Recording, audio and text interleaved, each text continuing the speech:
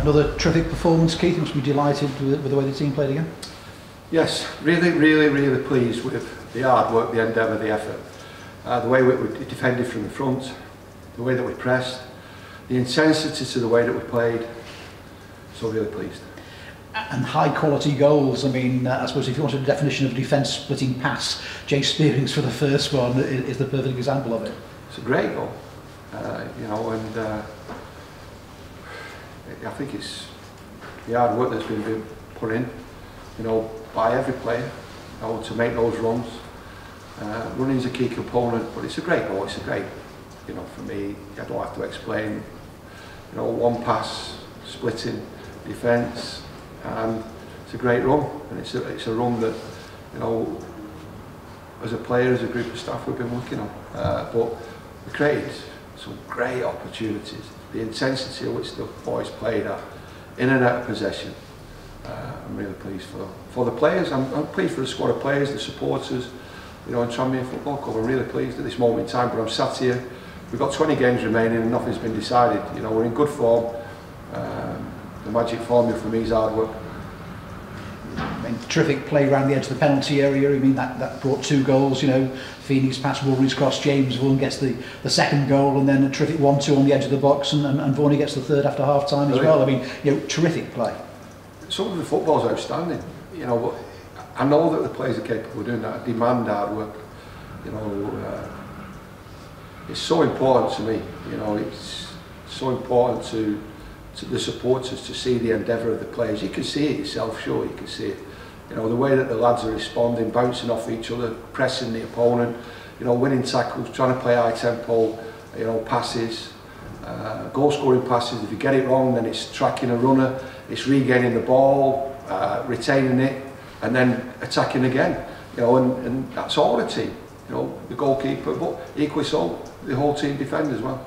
Was the slight disappointment just conceding the goal just before half time? No, it's difficult. The disappointment's not with me, it's probably with the players, because they feel that justification, there should have been 2, 3, 4 goals to the advantage come half time. I don't think anyone would have complained. So I think there's that, you know, you can't bring doubt to the table, and I think that goal that they scored could have potentially brought a little bit of doubt, because you can't play that well in the first half and end up, you know, the margin of the scoreline is only 1 goal. So you've got to rid your brain of the doubt. You've got to, you know, park it somewhere, you know, and just trust. I mean, I think we was talking as the staff at half time. If we were 1-0 to the advantage, it was 1-0, we would have been pleased. So I think the way that we played, the only disappointment from the players' perspective was that the scoreline was only 1 goal. Yeah, you could see the way they started the second half, that they wanted to do something about that. I think the keeper made a point-blank save, didn't he, from James Vaughan right at the start of the second half. So he made more than one straight away. I thought he was outstanding, the goalkeeper. You know, but again, we are winning football matches, you know, by playing good football. Performance levels are high, and we've got to try and maintain that. But you know, we're going into another game Tuesday, you know, and we're looking forward to it. You know. The enthusiasm from the players is built on the foundation, which is hard work. They're enjoying playing, and we want it to continue. We've got 20 games left, and you know, them 20 games are really important. Nothing's been decided yet. We're not even halfway through the project, but we're very optimistic. Yeah, I mean, the reward of the performances and the results is you're now in the top 3, and that's the sort of place you want to push towards all the time, isn't it? Well, yeah, you do. It's just difficult to sit here as a manager when you probably judge game by game. You know, I said it during the week. Nobody really knows me as a person. Nobody wants to know me as a person. You know, they want to know me if we're winning football matches. They don't want to know me if we're not. But the mentality now is to judge each game as it comes, as a result. And I said, it's really good being in the environment when you're winning football matches.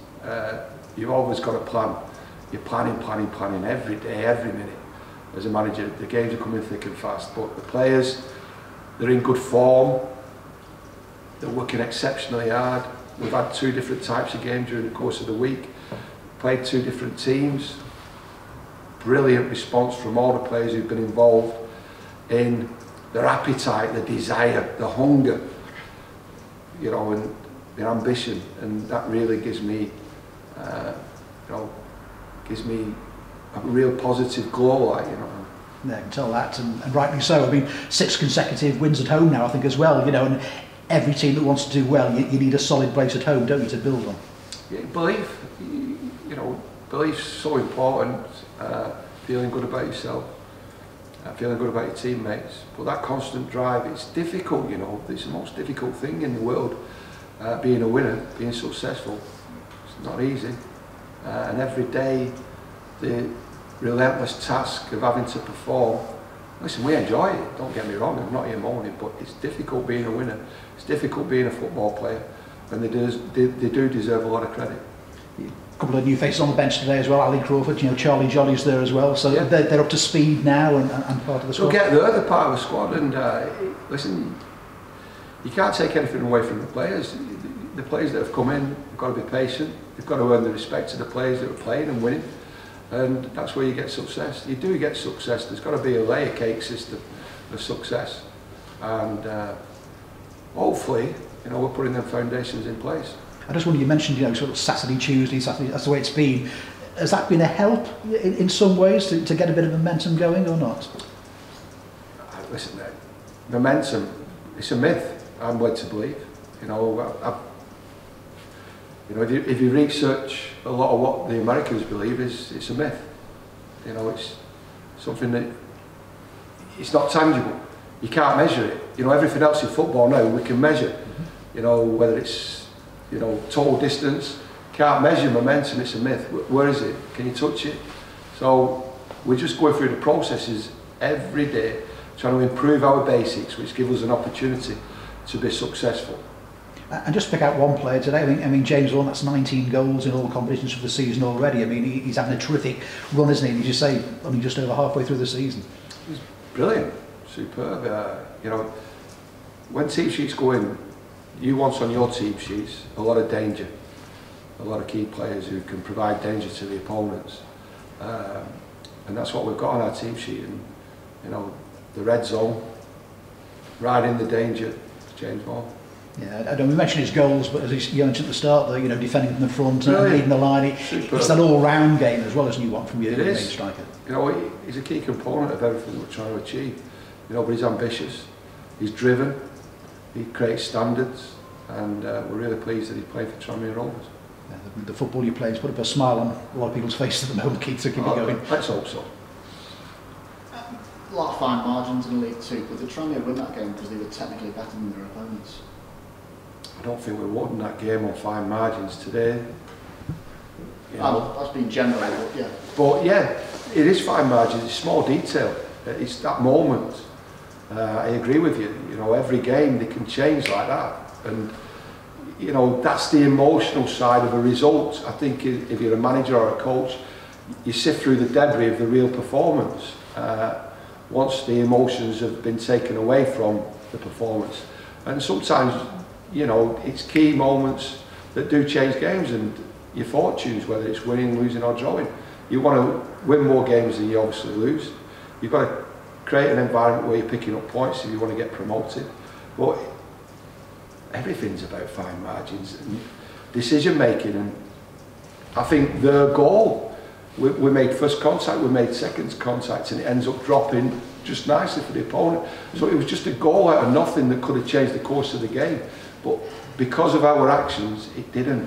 You know, and the fine margins became a really good performance and a clear margin in the scoreline come the end of the game. So many good performances you could pick out today, and Derek obviously already spoke about James Vaughan, but we were saying the other week about Kane Woolery giving you plenty to think about, and he's in the side again today, and he looked like he was causing problems for Vale every single time he went forward, and not scared to try and take a man on as well. No, he's getting up to match speed. I mean, 90-minute match speed. He's explosive as a player, so that in itself, it's very difficult to play Saturday, Tuesday without the endurance. So now he's getting power, speed, endurance to his game, which is making him more efficient, more effective. And listen, I've been watching, trying to recruit Kane since he was at Bolton, because of his power and his speed, and if it's trained correctly, he's a massive threat, and I think we're seeing that more and more and more from him now. Is that the same with Danny Lloyd? Because in some games he's come off a little bit earlier, and today he's played most of the game. I think today we've kept the players on because of the ferocity of the game, and it would have been difficult for substitutes to get up to speed very quickly. So when it goes to 3-1, we're countering the clock down, knowing that the opponents are still a massive threat because of the way they play.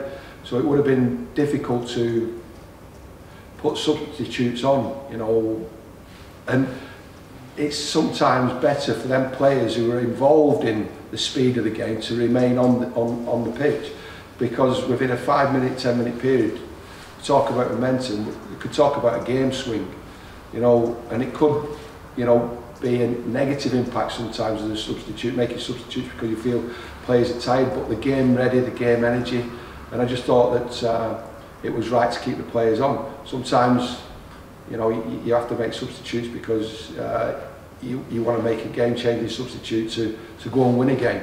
But today we thought it was, you know, advantageous for us to just remain with the players who fought the battle, if you like. Has anything for you, apart from obviously the run of results, has anything for you changed since Christmas? Have you noticed something different around that's really sparked what is now a very good run? Change is necessary. There's no question about that if you want to be successful. And there is change, but I wouldn't put my finger on one particular change. I wouldn't put it on one particular change, but there's been massive changes, big changes, silent changes that people don't realise have crept up on them. And we find ourselves in this position, but it's all been positive, even pre-Christmas. You know, you're working things out. I think, you know, I think that's 16 games, 3 losses. You know, so I think there's been a consistency to the last 16 games. You know, 3 losses. It's not bad, is it? Making this management game look easy now. Oh no. Nothing in my life's ever been easy. And certainly in football management, it's enjoyable when you're winning, but you've got to take the rough with the smooth, and you've got to balance it out, so you've got to remain emotionally, you know, connected and calm